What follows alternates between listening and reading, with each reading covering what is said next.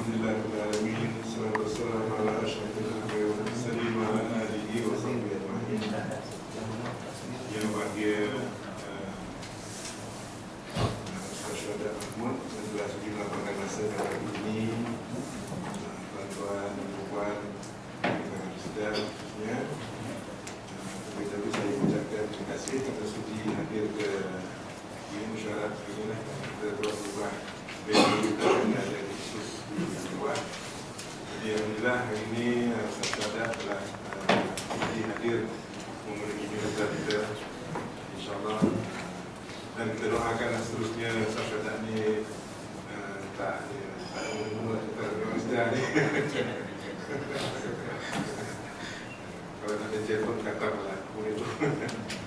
Jadi tanpa melengahkan masa lagi lah, kita teruskan kita begini kerana mungkin Ustaz Syuhada ada urusan lain sempat ni. Jadi dengan tanpa melengahkan masa lagi, saya persilakan Ustaz Syuhada teruskan kuliah ini.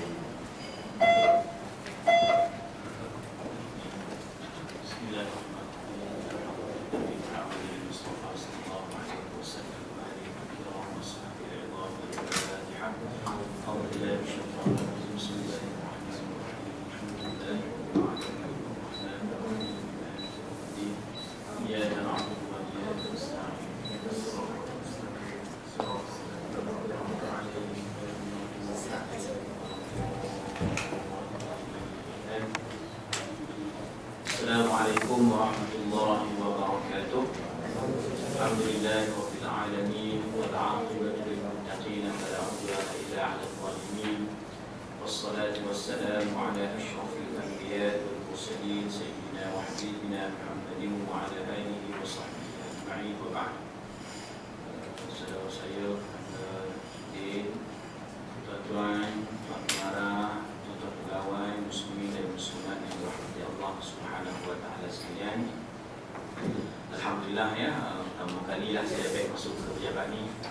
Jadi dapatlah ya rasa-rasa macam syarat sikit lah kan. Alhamdulillah.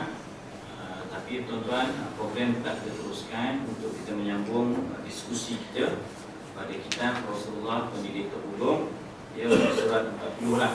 Kita dah bincang tuan-tuan sedikit sebanyak ya tentang Rasulullah Pendidik Terulung ni merupakan suatu bimbingan lah untuk kita yang perlu kita pelajari, yang mana kita tak nak jadi orang yang hanya menyebut Rasulullah SAW ini ketika musim bulan-bulan Maulid sahaja, ataupun orang ni cuba sobot sunnah Nabi ni dalam masjid je. Ataupun orang sebut sunnah Nabi ni dalam batas-batas yang tertentu. Tapi kita mengkaji tuan-tuan, kita membaca, kita melihat bahawa sunnah Nabi SAW ni dia merangkumi semua perkara lah. Dan kita untuk menjadi umat Nabi SAW yang sebenar, kita kena tengok banyak aspek sirah Nabi SAW. Jadi antara benda yang kita perlu titik beratkan, yang kita perlu kita fokuskan sebagai seorang umat Nabi SAW, bahawa pendidikan, bentuk, metod, cara, teknik yang dibawa oleh Nabi memanglah suatu teknik yang sangat berjaya dan terbukti berkesan. Antara juga kita tengok ini muka surah 40, dia kata apa? Sejarah menyaksikan keunggulan kaedah pengajaran Rasulullah SAW. Memang terbukti. Ya, kita ada trial and error. Kita pernah buat satu sistem dan mungkin betul, mungkin salah. Kita belajar daripada kesilapan, ya. Tapi tuan, Allah berikan mukjizat kepada Rasulullah SAW. Tuan, apa yang Nabi buat itu memang tepat. Apa yang Nabi buat itu memang menyelesaikan masalah. Jadi memang sejarah dah membuktikan. Ya, dia kata apa tuan? Tuan tengok perenggan yang kedua tu.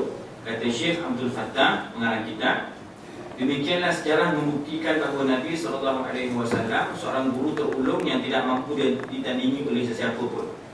Memang tuan, tak ada siapa boleh lawan loh Nabi ini. Apa aspek, apa segi pun memanglah Nabi nombor satu. Nabi terhebat. Tak mungkin tuan, aspek rupa paras pun kita tak boleh lawan Nabi SAW. Aspek akhlak pun kita jauh dari Nabi SAW. Dengan kesempurnaan segala benda zahir dan batin itu, rupa paras dan akhlak itu, maka Nabi memang berjaya membawa umat kepada jalan kebaikan. Ya, baik tuan. Keadaan manusia yang begitu rosak sebelum kedatangan baginda dan perubahan positif ke arah nilai murni yang begitu mendadak setelah baginda menjalankan mesej dakwah dan menerapkan metod yang mampu menarik perhatian seluruh manusia. Ini bukti yang cukup ampuh bahawa Nabi lah pendidik dan guru yang terhebat. Ini jelas tuan sekalian ya. Kita fahamlah dulu ya, zaman setelah Nabi Isa alaihi salam diangkat ke langit, kan orang semua dah rosak, orang dah tak pegang pada agama. Ada sedikit di kalangan masyarakat jahiliah tu yang masih berpegang teguh kepada ajaran Nabi Allah Ibrahim alaihi salam. Tapi semakin jauh orang yang agama tu makin rosak saja, kan. Ada yang kita tahu tawaf, dah tawaf, ya pergi Mekah, pergi tawaf di Kaabah tu, tapi tawaf tu dah teranjang. Mereka tawaf sambil bersiul. Mereka letakkan berhala di keliling Kaabah. Dalam Kaabah pun ada satu berhala yang dia buat serupa macam muka Nabi Allah Ibrahim AS. Dalam Kaabah dia buat satu berhala, dia letak dalam Kaabah. Itu Nabi SAW ketika hari pembukaan Kota Mekah, Nabi dah musnahkan seluruh berhala tu yang di keliling Kaabah, yang kita sebut ada 360 berhala. Tuan-tuan, dalam Kaabah tu pun ada satu berhala yang serupa macam rupa Nabi Allah Ibrahim AS. Jadi orang dah makin jauh dengan agama, tuan-tuan. Dia akan rosak macam kita lah. Jangan kita jauh sangat dengan agama, mesti dekat lah. Jangan kita liarkan hati kita tu. Tak nak dengar nasihat, tak ada program-program ilmiah yang kita join, tak ada bodoh-bodoh baik yang kita buat, tak ada zikir yang kita amalkan. Jadi kita akan jadi, secara otomatik kan hati kita akan jadi dia susah nak dibentuk. Kita nampak benda baik tu buruk tu jadi elok, kan. Sebab tu penting ya, kita dekat dengan agama ni. Kita tak nak sama peringkat orang jahiliah yang setelah tak ada pembimbing mereka, mentor mereka, mursyid mereka, menyebabkan mereka itu semakin jauh daripada Allah Subhanahu Wa Taala. Apapun tuan-tuan, sejarah dah buktikan bahawa Nabi SAW ini memang berjaya. Ya, dalam keadaan masyarakat yang dah habis musnah, tak ada apa nilai yang baik, habis semua segala-gala, tuan, baginda SAW dapat menarik manusia kepada Allah Subhanahu Wa Taala. Baik. Jika nak kita bandingkan dengan pendidik yang lain, tuan-tuan boleh sebut nama cikgu tuan-tuan masa sekolah rendah dulu. Tuan-tuan boleh sebut nama guru besar sekolah anak tuan-tuan. Tuan-tuan PIBG mungkin boleh sebut nama pengetua sekolah kluster. Tuan-tuan mungkin sebut sekolah asrama Ponoh dan sebagainya. Memang kita sebut ada guru-guru yang cantik, maknanya segi pengajaran ni memang berjaya. Lebih-lebih lagi guru-guru yang di zaman dulu lah. Semalam Ustaz Khabar sebut apa buat Malaysia kini sebut ada ustaz di Perlis di penjara 18 tahun lah. Sebab isunya kita sebut terbunuh seorang student dia, warden yang pressure ni dengan tekanan-tekanan pelajar yang semakin nakal. Jadi mungkin kesilapan dia, takdir Allah Ta'ala menyebabkan dia telah membunuh seorang pelajar ya, tapi maknanya 18 tahun lah dia kena penjara. Mungkin kalau pengampunan mungkin ringankan sebagainya, mungkin ustaz tu akhlak dia baik ataupun dia mengaku kesalahan dan sebagainya. Tapi untuk membayangkan hari ini memang suasana pendidikan yang sangat rancang lah ya, sangat susah nak mendidik, bukan benda yang senang, tuan-tuan ya. Apa yang kita nak bincangkan, apa Nabi SAW dah berjaya dah. Siapa pun model yang kita nak letakkan, siapa pun tokoh yang tuan-tuan kagumi, tidak mungkin menyamai, apatah lagi menandingi Rasulullah SAW dalam segi pendidikan ini. Tengok apa yang dituliskan oleh ulama di sini. Ada satu kaedah disebut, "Lau lam yakun li Rasulillah sallallahu alaihi wasallam mu'jizatun illa ashabuhu la kafawu li itsbati nubuwwatihi." Dia kata kaedah dia. Jika tak ada mukjizat bagi Nabi SAW sekalipun, kita tahu mukjizat Nabi ni banyak, kan. Mukjizat Nabi ni kita nak pecahkan, dia ada dua yang besar. Satu namanya mukjizat hissi. Apa maksud tentang mukjizat hissi ni?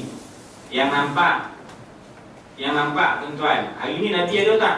Nabi dah wafat. Kita tahu Nabi dah wafat. Ada tak mukjizat tu lagi? Mukjizat tu dah tak ada dah. Mukjizat yang hissi ni tuan, yang orang nampak dengan mata dia, yang longar dengan telinga dia, yang nampak dengan mata kepala dia, benda tu dah tak ada. Itu namanya mukjizat hissi. Hissi tu nampak dengan panca indera, dengan mata kasar, sahabat-sahabat. Kita tahu cerita macam mana dulu tuan, orang cabar Nabi SAW, pembesar Quraisy dicabar Nabi supaya membelah bulan. Kan, kalau betul kau Nabi cuba kau belah bulan tu, bukan sikit-sikitnya cabaran tuan, memang betul. Kan? Tuan-tuan, kajian astronomi ahli falak, saya ingat sekitar 7-8 tahun yang lepas, memang mereka buat kajian, memang bulan tu ada sedikit kesan belahan, cantuman. Rupa-rupa tu kan kita tak heran, sebab kita orang Islam, kita yakin dengan mukjizat yang Allah bagikan kepada Nabi SAW. Memang ada sejarah dalam Quran Allah sebut, iqtarabat as-sa'atu wa insyaqqal qamar, memang terbelah bulan tu. Dia cabar Nabi, kau betul Nabi, kau belah bulan tu. Nabi belah, Nabi dengan izin Allah Ta'ala, Nabi isyaratkan kepada bulan tu, terbelah pun tuan, bercantum semula. Itu mukjizat Nabi SAW. Tapi tetap juga orang yang mencabar Nabi itu tidak beriman. Kan mukjizat Nabi, kalau kita nak bincang tuan, kata Syekh Nuruddin, kata guru kami ada 1000 atau mungkin lebih. Kan banyak mukjizat Nabi yang saya dah cerita, ada saya sebut dalam satu ceramah saya. cerita pasal orang kulit dia gatal kan. Kulit dia gatal, penyakit kulit lah, kena penyakit kulit. Tapi dalam penyakit kulit tu dia umpet, gatal yo kan. Isteri dia empat, sahabat ni sallallahu alaihi wasallam, sahabat radhiyallahu anhu. Nama dia Utbah bin Farqad As-Sulami. Okey, nama saya ingat. Utbah bin Farqad As-Sulami, nama dia Utbah. Umpet orang ni perumahan. Dia umpet, dia kena penyakit kulit. Penyakit kulit kadang-kadang pergi spesialis semua, KPJ tak jalan, Columbia tak jalan semua, hospital besar pun tak jalan juga. Apa nak buat ni? Sakit kulit kan? Jumpa sakit ubat kampung pun tak boleh, semua tak boleh jumpa Nabi SAW. Rasulullah, Eden pun nak sakit kulit ni, Rasulullah tolong ubatnya. Nabi kata buka baju kau. Nabi buat apa? Tutup aurat yang sepatutnya, buka baju. Nabi sapu perut sahabat ni, Nabi sapu belakang dia. Elok tu weh. Elok, saya nak cerita jadi macam mana cerita ni boleh berpanjangan dalam tidak sirah. Sebab sahabat ni saya kata tadi dia rumah empat orang, isteri dia empat. Isteri yang empat itu bersaing untuk merebut cinta suami lah. Supaya empat ni dia pun bioyo lah pakai minyak wangi betul-betul depan lelaki, buat lawa-lawa solid yang empat ni. Tapi yang empat ni tak dapat nak lawan wanginya suami dia tu. Apa sebabnya? Dia puas-puas lah, apa macam-macam program lah, masuk lah, apa pakai minyak wangi macam-macam. Tak boleh lawan wangi suami dia. Sebab apa? Sebab suaminya yang kulit gatal. Jadi tuan-tuan pernah disentuh tangan Nabi SAW, pernah sentuh perut dengan badan. Sakit kulit hilang, badan dia wangi sampai mati. Itu mukjizat Nabi SAW. Itu membayangkan mukjizat Nabi yang sangat-sangat banyak tuan-tuan. Saya kalau nak cerita tentang orang apa, ada sahabat tuan-tuan yang masuk program Uhud, dia punya mata tersombol keluar. Masuk orang tu terkeluar, biji mata tu dah terkeluar, tersombol keluar. Nabi panggil lah misalnya, tampal beli, melekit boleh elok tuan-tuan, tak pakai spek kan lepas tu lah.